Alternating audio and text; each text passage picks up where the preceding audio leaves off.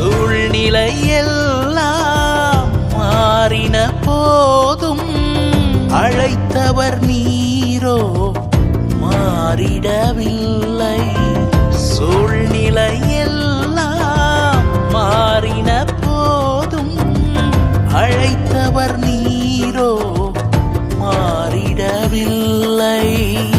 இருளிலே உந்தனின் வெளிச்சம் தந்தி கருவிலே கண்டவர் அருகிலே நின்றி.